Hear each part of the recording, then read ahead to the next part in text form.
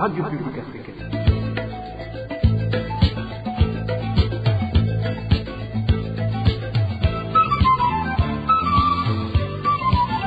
Radio Publique Africaine.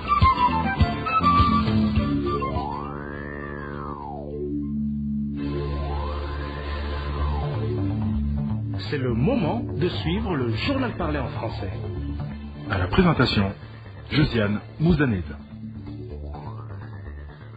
Samedi 22 mars 2025, bonsoir amis fidèles de la RPA, bienvenue à ce journal dont voici d'abord le sommaire.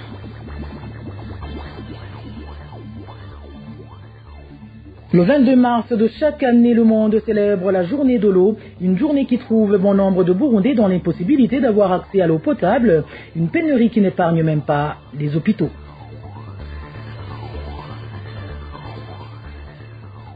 La CDH Vicar demande au HCR et au gouvernement congolais de sortir du silence et de secourir les Burundais réfugiés en République démocratique du Congo. C'est au moment où ces derniers ne sont plus approvisionnés en nourriture depuis près de 4 mois suite à la guerre qui sévit à l'est de la RDC. Vous le suivrez dans ce journal. Dans ce journal, nous vous parlerons également de prestations de l'équipe nationale burundaise Nhamba Murugamba dans les éliminatoires pour la prochaine Coupe du Monde prévue l'année prochaine. Voilà pour les grandes articulations. Bien le bonsoir chez vous mesdames et messieurs. Tout de suite, le développement de ces titres.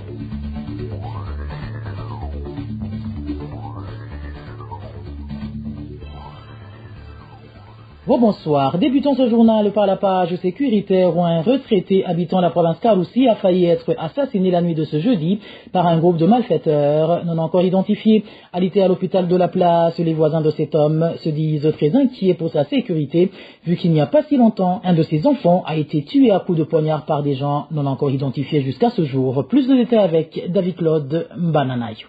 Ce sexagénaire qui a miraculeusement échappé à une mort certaine s'appelle Viozura. Avant d'aller en pension, il travaillait à la direction provinciale de l'agriculture et de l'élevage de Karoussi. Selon nos sources à Karoussi, la victime a été enlevée jeudi soir par des inconnus alors qu'elle est rentrée à son domicile sur la colline Kigoma. Les mêmes sources font savoir que ses voisins et proches l'ont cherché en vain toute la nuit avant de le retrouver ligoté et très affaibli dans un fossé où ses ravisseurs l'ont jeté croyant qu'il était déjà mort. Cet habitant de la place témoigne.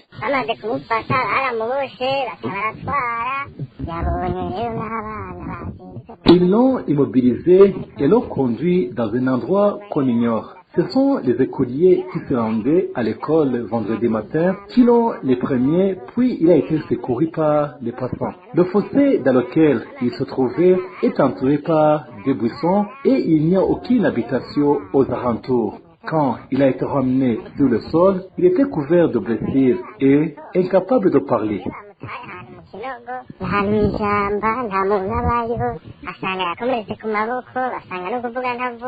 Le fossé en question est situé juste derrière l'hôpital de Karoussi. Une fois conduite à l'hôpital, la victime aurait refusé sciemment d'identifier ses bourreaux, craignant pour sa sécurité, poursuit toujours notre source sur place.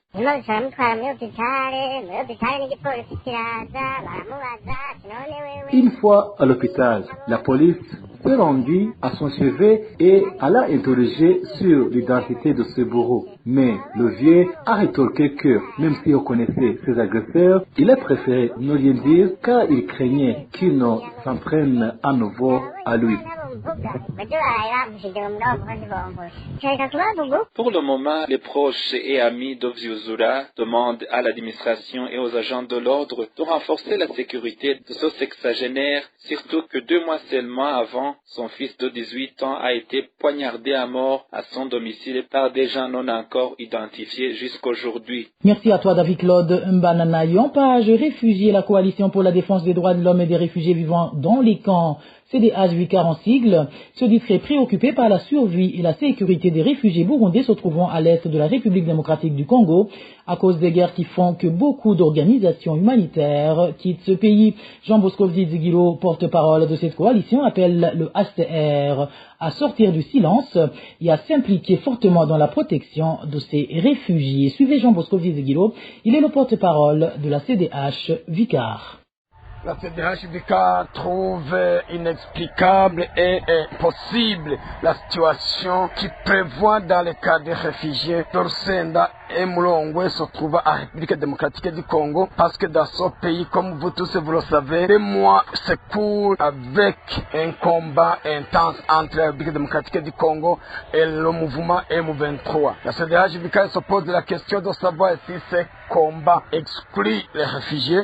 Mais en vain, nous nous demandons alors que le HCR sort du calme dans lequel il se trouve et montre comment est la situation sécuritaire des réfugiés burundais se trouvent sur le sol congolais, parce que parmi les obligations du HCR se trouve aussi la sécurité des réfugiés, même si c'est le rôle du pays dans lequel les réfugiés se sont installés.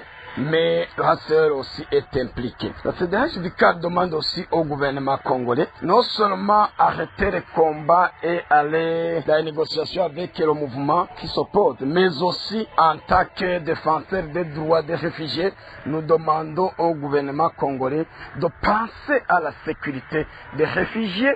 Si il faut demander aux organisations de déménager les réfugiés vers un autre pays sécurisé, qu'ils le fassent.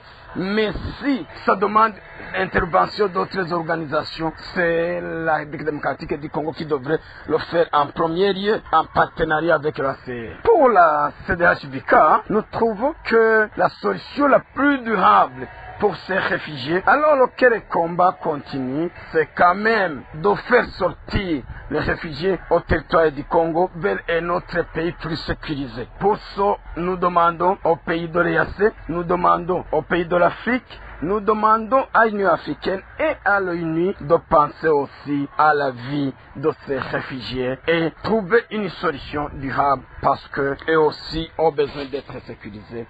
Nous vous remercions. Parlons à présent santé, où les habitants de la commune de Lugombo en province Cibitoke expriment leurs inquiétudes concernant la proximité d'un site abritant les réfugiés congolais. Ils craignent que cela ne leur cause problème en raison du manque de mesures visibles pour contenir la propagation de l'épidémie de choléra. Ils appellent le gouvernement burundais et les organisations humanitaires à prendre des mesures nécessaires pour assurer la sécurité de la population locale. Le point avec Balthazar Mivour. Le stade de Lugombo, situé dans la province de Cibitoke, sert de cas de transit pour les réfugiés congolais fuyant les violences dans l'est de la République démocratique du Congo. À proximité du stade, des maisons, des écoles et des églises sont présentes. En arrivant sur place, une forte odeur provenant des déchets accumulés se fait sentir et des nuages de mouches sont constamment présents. Sans eau potable et sans latrine adéquate, l'épidémie du choléra qui s'est déclarée dans son cas risque de faire des ravages.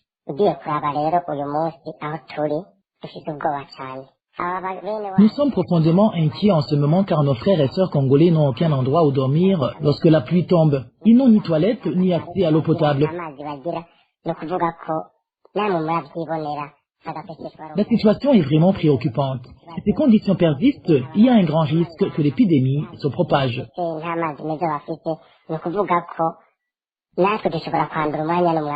Faute d'eau potable, les habitants de cette localité font recours aux eaux de la rivière Nyakagunda, une rivière désormais polluée par de divers déchets, ce qui fait craindre le pire aux familles locales qui redoutent que cette situation ne permette la propagation du choléra, surtout que même le personnel de santé manque cruellement d'eau potable. Comme vous pouvez le constater, l'épidémie a déjà commencé à se propager. Il est urgent que ceux qui ont contracté la maladie soient emmenés à l'hôpital, comme cela se fait habituellement. Pendant ce temps, nous qui n'avons pas encore été contaminés devons recevoir un traitement préventif et être vaccinés. Il est également crucial de fournir de l'eau à ces personnes, car elles n'y ont pas accès.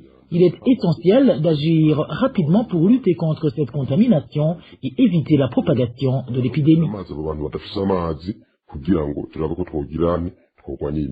L'épidémie du choléra, qui se vit depuis des semaines, a déjà touché quelques réfugiés présents dans le camp et certains reçoivent actuellement des soins dans des centres de santé locaux. Balthazar Mibour, en parlant justement de cette problématique d'eau potable, le 22 mars de chaque année, le monde célèbre la journée de l'eau potable. Célébrée cette année sous le thème la préservation des glaciers, l'Organisation des Nations Unies fait savoir que ces glaciers sont indispensables à la vie car l'eau de fonte est essentielle pour l'homme comme boisson, à l'agriculture, à l'industrie et à la production d'énergie propre ainsi qu'à la santé des écosystèmes. Cette journée arrive néanmoins à un moment où les Burundais de différentes provinces ont du mal à accéder à l'eau potable. Le cas le plus illustratif est celui des habitants des chefs-lieux des provinces Gitega et Muyinga qui font savoir qu'ils recourent aujourd'hui à l'eau des rivières et ruisseaux et ce moyennant paiement d'une somme conséquente, ce qui fait qu'ils craignent d'être victimes de maladies liées au manque d'hygiène. Plus de détails avec Hervé Niouhi. Depuis près d'une semaine, presque tous les quartiers de la ville de Muyinga sont privés d'eau potable. Nos sources indiquent que les habitants utilisent désormais de l'eau de rivière souvent contaminée.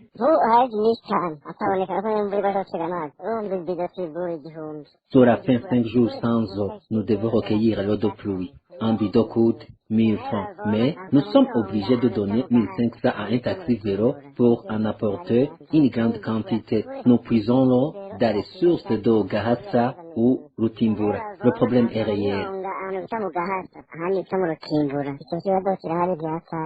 La situation est similaire dans la province de Gitega où l'eau potable est parfois disponible à la vente, mais à des prix exorbitants. Un habitant de la ville de Gitega a fait savoir que des quartiers tels que Musinzira, Nyamugari, Lango, Chatanya, Yoba, Goga et Karira 1 et 2 sont particulièrement touchés par cette pénurie. Certains, il n'y a pas d'eau potable tout un mois. Ce qui est particulièrement inquiétant, c'est que même les hôpitaux provinciaux manquent d'eau pour les besoins quotidiens. Les habitants de ces régions ne comprennent pas une action de la société Régie des eaux chargée de l'approvisionnement en eau, qui ne semble pas intervenir face à cette situation.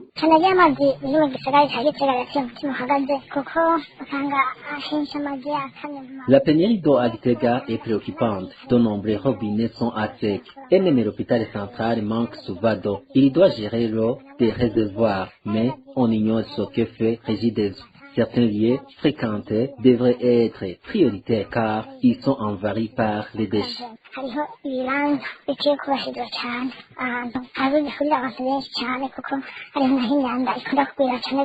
Les habitants de ces provinces appellent donc de toute urgence Régie des eaux et les autorités locales à intervenir pour fournir de l'eau potable avant que la situation n'entraîne à une crise sanitaire.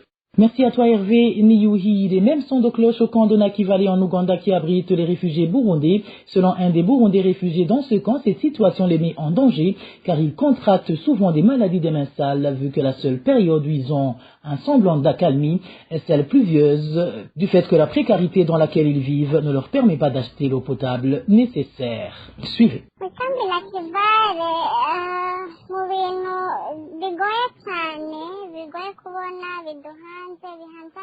Au camp de Nakivale, l'un des principaux problèmes auxquels nous faisons face, adultes comme enfants, est le manque d'eau potable. L'eau est très difficile à trouver et lorsqu'elle est disponible, elle coûte extrêmement cher. Son manque d'eau est un véritable défi, car l'eau est essentielle pour la vie. On dit souvent que l'eau, c'est la vie, mais nous en manquons cruellement. Suite à son manque, de nombreux réfugiés puisent de l'eau dans le lac Nakivale. Cette eau est utilisée pour laver les vêtements, faire la vaisselle et même pour cuisiner. Certains, faute d'eau mieux, la boivent, mettant ainsi leur santé en danger. De plus, lorsqu'il pleut, de l'eau stagnante s'accumule à certains endroits et des gens l'utilisent pour les mêmes tâches quotidiennes, voire pour boire car la pauvreté les contraint à de telles pratiques.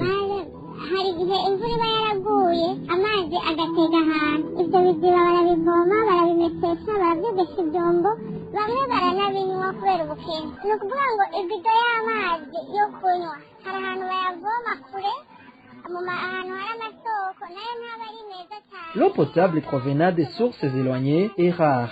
Bien qu'elle ne soit pas toujours totalement pure, ceux qui ont les moyens la font bouillir avant de la consommer. Cependant, étant donné la distance, un bidon de 20 litres coûte 1000 shillings, ce qui est inaccessible pour beaucoup. En conséquence, de nombreuses personnes, y compris des enfants, consomment de l'eau polluée. Cette situation entraîne des maladies telles que la typhoïde et des infections parasitaires. De nombreuses personnes, surtout les enfants, souffrent de malnutrition, de faiblesse et de problèmes de peau dus à la consommation de cette eau impure. Nous appelons le HCR et le gouvernement ougandais à prendre des mesures pour améliorer cette situation et nous fournir un accès à de l'eau potable. L'eau est vitale, même avec une alimentation saine. Sans eau propre, il est impossible de mener une vie digne et en bonne santé. Dans les écoles avec internat, les enfants sont contraints de boire de l'eau sale, un problème persistant depuis longtemps. En période de pluie, certains se réjouissent de trouver de l'eau qui ne contient pas d'impuretés, bien qu'elle ne remplisse pas toutes les conditions nécessaires pour être considérée comme potable.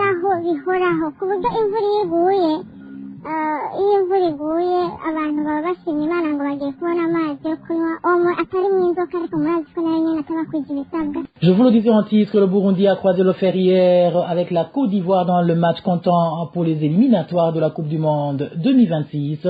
Dans un match musclé qui s'est déroulé au stade Meknes du Maroc, les Dinhamba Murugamba se sont inclinés devant les éléphants sur un score d'1-0. Eric Nyonzima a suivi pour nous son reportage. Du début à la fin, la Côte d'Ivoire a brillé par son côté offensif, dominé les Zinhamba Murugamba du Burundi. Après plusieurs tentatives, l'équipe ivoirienne a pu marquer le seul but de la rencontre, un but marqué à la 16e minute par un certain Evan Gessad. À part la Côte d'Ivoire et le Burundi, les autres pays qui sont dans le groupe F sont la Gambie, le Kenya, le Gabon et les Seychelles. Après 5 matchs sur les 10 prévus, le Burundi est classé 3e avec 7 points. Le Burundi jouera son 6e match avec les Seychelles mardi prochain au Maroc sur le même stade de Meknes. Match qui débutera à 21h heure de Bujumbura. Et voilà, amis fidèles de la RPA, c'est sur cette actualité sportive que nous mettons fin au journal en français de ce samedi 22 mars 2025. Merci pour votre aimable écoute. Merci également aux équipes rédactionnelles et techniques pour leur franche et parfaite collaboration. À la présentation de ce journal, vous étiez avec Josam Mouzameza. Bonne soirée chez vous. Au revoir.